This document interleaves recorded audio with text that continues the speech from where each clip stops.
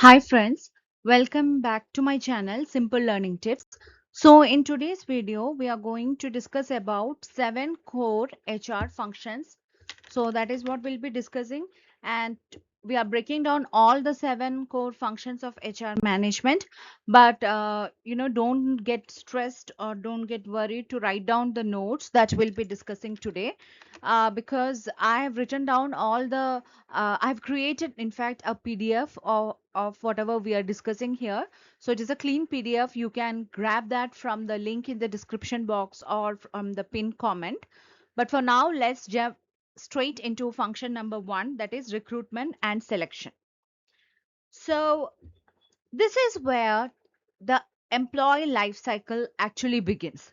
Okay, this is the first point where an HR and employees relation starts. So basically, recruitment and selection, it is not just about filling seats. It's about you have to find the right person for the organization who will be fitting into the organization correctly. So basically, recruitment is the process of generating a pool of qualified candidates, but selection is the rigorous process of choosing the best one. Okay. Like Desler, he has emphasized that if a poor selection is there in an organization, it will cost the company's time, money, and morale. See, we know that if you have a bad hire in your company, they are a liability to the company, right? So we need to find the right person during recruitment. So nowadays, employer, they focus heavily on employer branding and structured interview so that these kind of biasness can be avoided. For example, if you look at Google, they have actually moved away from asking candidates any kind of absurd brain teasers, like how many what is the or let's say what is the distance between this train and this train, like that, because their internal HR data has actually provided that these questions, they don't predict job success, and these questions, they don't predict an employee's ability to solve a problem.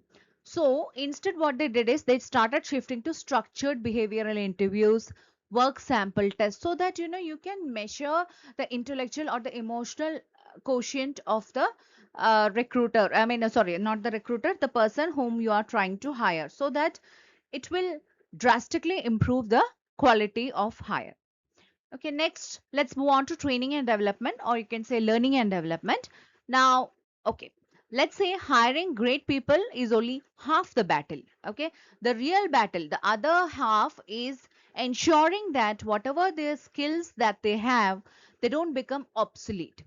So training here, it addresses the current skill gaps of the employees, and development, that will help or that prepares employees for any kind of future leadership roles. So continuous learning, that actually directly correlates with firm competitiveness. So in companies nowadays, the focus has shifted from classroom lectures to learning in the flow of work. Okay, so basically, you could see that when you hire an employee, he will be very raw, or he might have a predetermined set of skills. Now you are giving the training to the employee so that they become accustomed to the new skills that he has to possess to complete that job efficiently and effectively. While development means he's still in the job and you want to groom him for a future role. So that is what is development. Now, one example that I want to give is, there is a company AT&T. So they actually realized many years ago that nearly half of his employees, like 2.5 lakh employees, they lack the necessary skills to compete in a cloud based work, or mobile, or the technology first world. So they did not fire, or they did not hire new talent, What they did was they started investing over $1 billion in the Future Ready initiative. And what the initiative does is that it offers tuition assistance, internal course, so that these existing workforce, this existing employees skills can be reskilled. Okay, so that is what they did instead of hiring, spending money on recruitment and selection. So this depends on company to company. So the next function of HRM is performance management. Now this function aligns individual goals with the organization objectives. Whatever strategies that organization has, it has to be matched with individual goals. Now this performance review, if you see that it has evolved over time, and nowadays it has become more than performance evaluation. It has become a continuous coaching and a feedback system. So it is like a loop system. It is a continuous work. Now this performance management, it actually depends heavily on goal setting theory, Edwin Locke goal setting theory, and Vroom's expectation theory. Now these theories we'll be discussing in the future videos, but here I just want to mention it. Okay, so when an employee enters into an organization and he's working there, he needs to have clear expectation. What is expected from him? Okay, and also whatever work he is doing, you should give regular, an employer should give regular feedback, so that he should know that whatever efforts he has put, whatever he believes that the effort he is putting, that has come into a measurable outcome, and the companies also they can measure these outcomes so that they can tally it with the organizational goals. Now I want to give a small example where I want to mention that Adobe, you all know Adobe company. So they were the first actually who, abolished the traditional annual performance review. So instead, what they did was they inserted something called, they replaced it with check-ins, which means, it is a kind of frequent, informal, forward-looking conversation between managers and employees. Now this kind of shift, this kind of replacing the traditional performance method, actually saved the company 80,000 hours of management time, which was previously it was spent on a lot of paperwork, and also it helped to reduce their attrition rate by 30%. Now, I just want to tell you that if you are cramming for an exam or any kind of job interview or any kind of test, and you want these 7 functions to be in a PDF format, detailed notes, so don't worry, I've made a very nice PDF. You can see here PDF format, and the link for this PDF I'm just mentioning it in the description box, as well as I'm pinning it as a comment below. So if you want to save yourself time, please do check this out. It would be real, I can assure you it would be really very very helpful for you. Okay, so next let's move on to the next topic, that is your compensation and benefits. Obviously all the employees and anybody who is entering into an organization, they're working for money, right?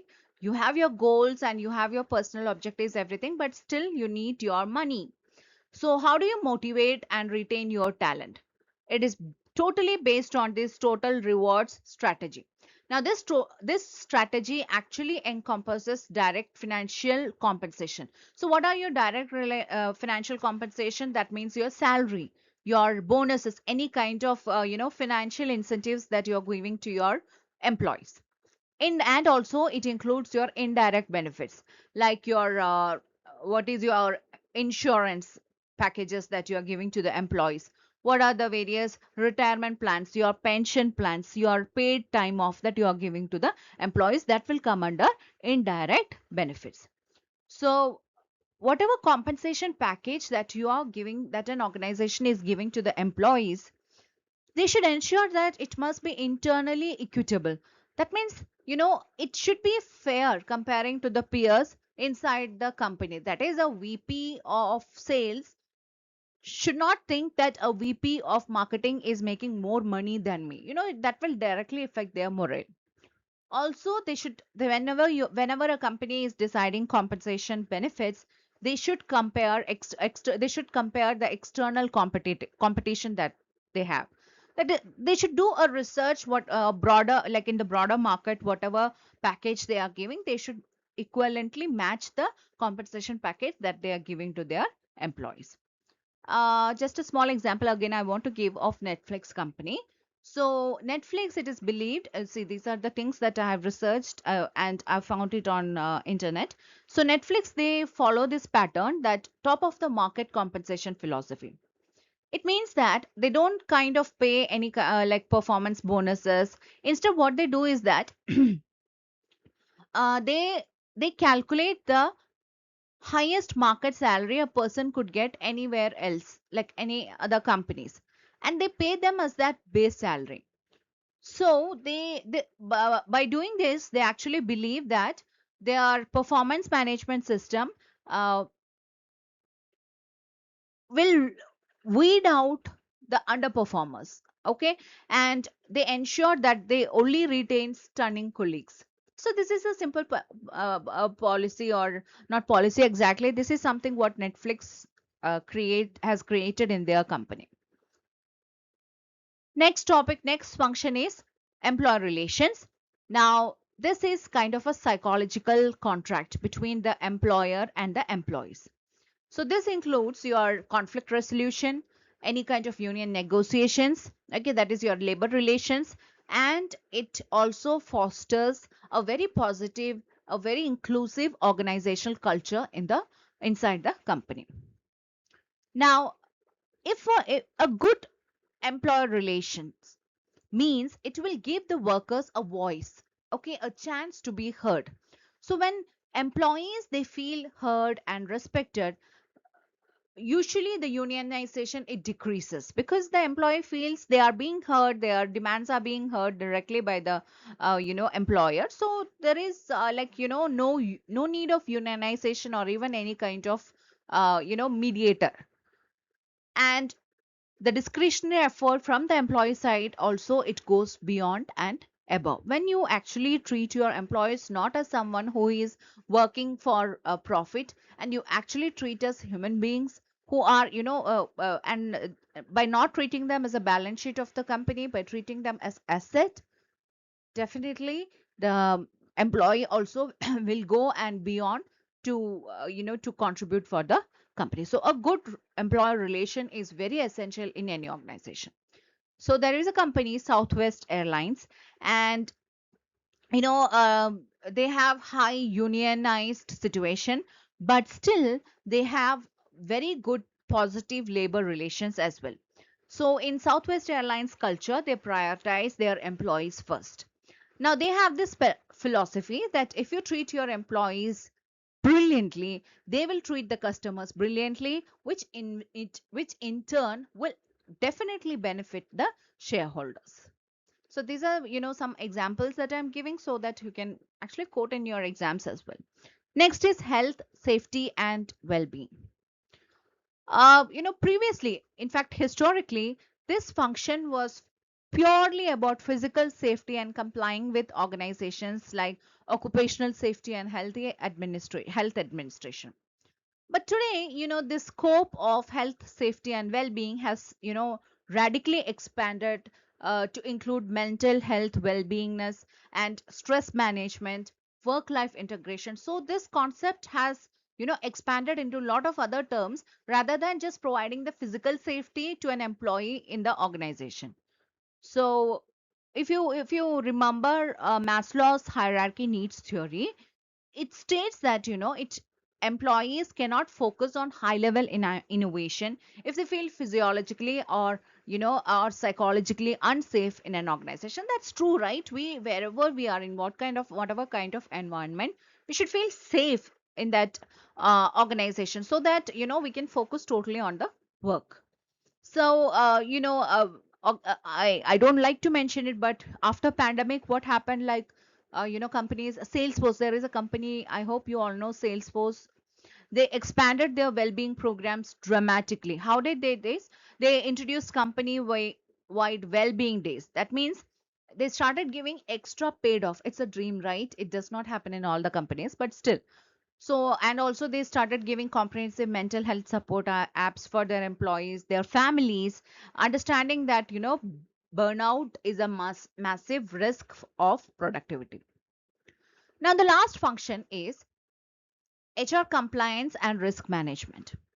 Now, every HR decision, it should be within a strict legal framework. See, whatever like your recruitment, your selection, your promotion, performance, all the functions that I have mentioned above, that should come under strict legal framework. There should be a proper policy. So when this HR compliance and risk management, this ensures that the company, any organization, it is strictly adhering to labor laws regarding minimum wage, overtime, any kind of discrimination, and any kind of leave, family leaves, and all that. Okay. So ignorance of law is actually not a defense. Okay, so like you should not, a company should not ignore the law prescribed to all these minimum wage act and all the various act like maternity leave act. There are a lot of acts which actually we will be discussing in our future videos, or I've already discussed. You can check it out as well. So it is very important that a company should follow the legal frameworks. Okay, now this compliance acts as the company's shield. Actually, this kind of if adherence to legal framework will also protect the company from any kind of devastating lawsuits and reputational damage that will happen to the company. So if you read newspaper or if you hear the news, you can see the legal battle that is going on between this gig economy, like companies like Uber, Swiggy, Zomato or Blinkit, Instamart, because the worker see, basically they say that 5 minutes, 10 minutes, 15 minutes delivery. But if we are getting that the workers who are there, they have to come very fast and all that, so there is no timing for them, right? So if proper legal framework is there, this could be actually regulated, right? So that is what the continuous legal battle that is going on. So when this kind of things happens, what will happen is that hundreds of millions in settlement will have to be given to various organizations. It has been given by various organizations. So in order to avoid this any kind of legal dispute, it is very beneficial to the organization as well if they are strictly following the legal framework developed by them. Okay, so I hope you understood. uh, See, if you want to succeed as a manager, what I would say is that don't view these 7 functions in isolation. These functions, they are actually deeply interconnected. Okay, the way you design a job, that is compliance, it dictates who you hire.